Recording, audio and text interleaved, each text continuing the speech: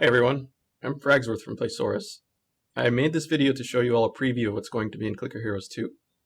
I'm going to go over a few of the major features of the game, but because this is a development version, some of the things are in an unfinished state, so don't expect everything to be exactly the same when we launch the game. So here's Sid, the helpful adventurer. I'm going to unpause with spacebar. So she auto-attacks. And you can also click to do attacks. She'll attack as much as you want while you're clicking. There's things on the side that you can click on. And as you get gold, you can start to buy equipment. And so here's a wood sword. It's a rare wood sword. I'm going to buy that. So now I do more damage. And there she goes. A little bit faster.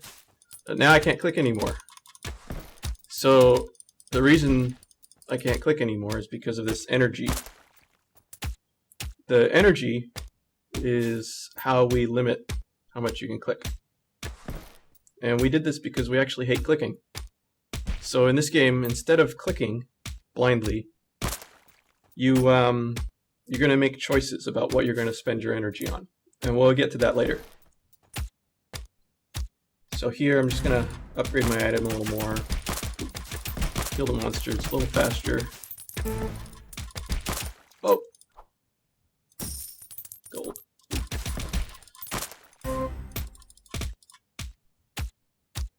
Kill this last guy. There, I beat the first zone. Now I'm on zone 2. So that's the gist of how the main loop works. You kill monsters, get gold, buy items, level up the items, and you do that over and over and get really strong and kill the monsters real fast. The items, when you choose them, they have different stats. So this one has plus 50% clickable gold. The clickable was that thing you saw me click on the side of the world here. This one has 25% treasure chest gold, which will give you more gold from treasure chest monsters, which we haven't seen yet. So we tried to make this decision here be a little bit more interesting than just, oh, you get another item. So I'm going to skip ahead now and explain the leveling up system. Now when you kill monsters, you also get experience, just like in a traditional RPG. I'm going to kill this demon. You can see this is our experience bar. As the monsters die, the experience goes up, and when the bar fills, you gain a level. So when you gain a level, you get a bunch of damage boost for your character, and then you also get to spend a skill point in the skill tree. And here's our skill tree. It's kind of inspired by Path of Exile. We really like having a giant tree with lots of choices to make. So let me spend my point here on 9-click. So 9-click is a skill, and it shows up here now. If I click on it, she does 9 clicks, and it costs 6 energy. And I can do this as many times as I want, as long as I have enough energy. So it's more efficient than clicking, because if I click once, that costs 1 energy. But if I click 9-click, it costs 6 energy for 9 clicks. So the math should be fairly simple. You can easily see that you should only ever do 9 clicks. And this is a result of how much we hate clicking. So now it's only 1 click for 9 clicks. So the skill tree, as you see it here, this isn't going to be what's going in the launch version. The launch version will have different shape and probably different nodes in it. But the idea is the same. So I'm going to go ahead and get big clicks, energize, and huge click.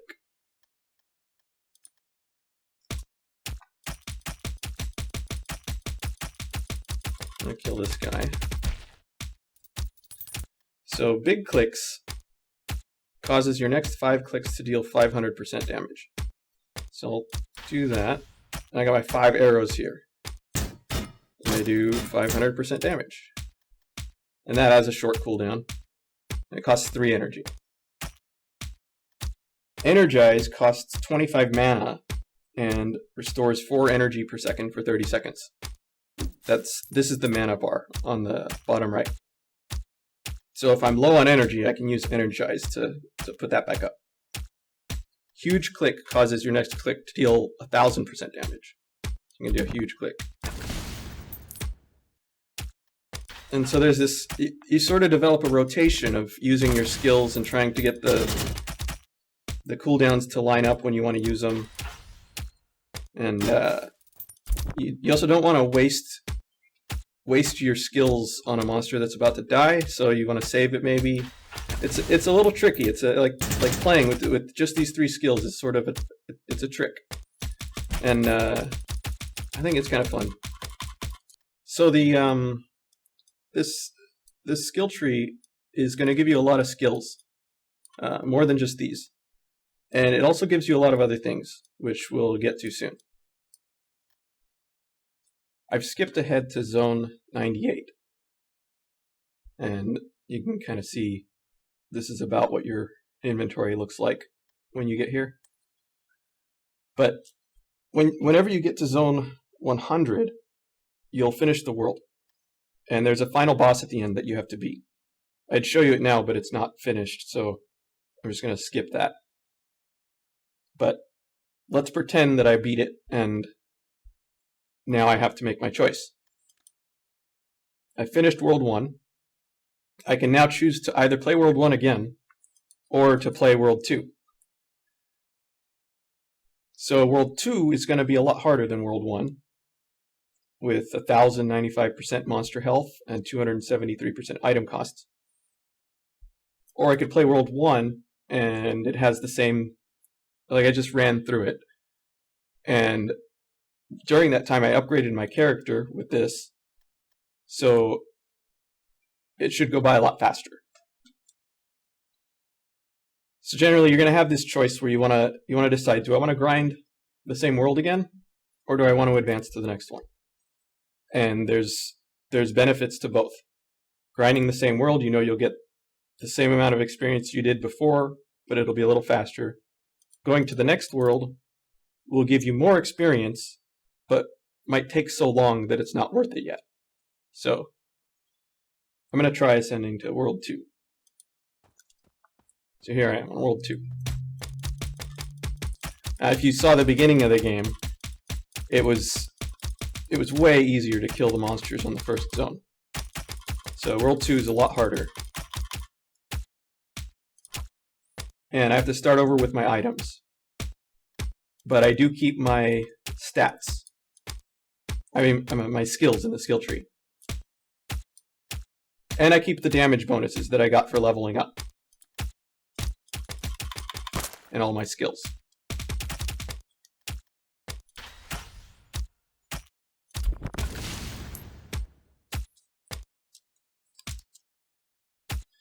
Okay, so that's almost everything. But I want to point out one more feature because I don't think I've really gotten across how much we hate clicking. This feature is called the Automator. The Automator, in technical terms, is a priority queue. It will play the game for you. It's got a pointer, which is this thing here, and it's got stones, which are these things, and gems, which are these things.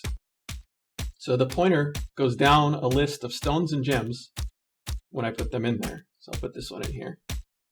It's going down the list of stones and gems, trying to activate them. So I'm going to put 9-click in there. So this is now activating 9-click on a 10-second cooldown. So if the cooldown's up, the pointer will activate 9-click for me. So there it goes. It's doing 9-click. I can still do 9-click, and I can let it do 9-click. So when it reaches a stone, when the pointer reaches a stone, it checks to see if the condition is met, and then it attempts to activate the gem. So here I'll put monster health less than 50%. Let's do huge click. So monster health was not less than 50%. But next time around, it might be. There it is.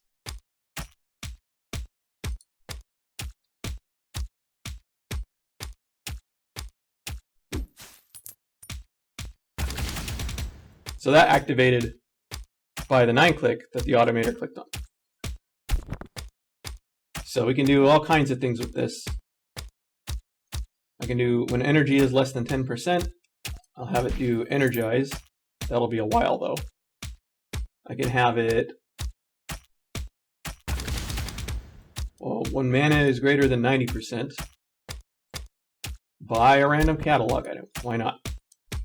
When monster health is greater than 50%, upgrade my cheapest item. So when it gets to these, it'll start buying things for me for my items.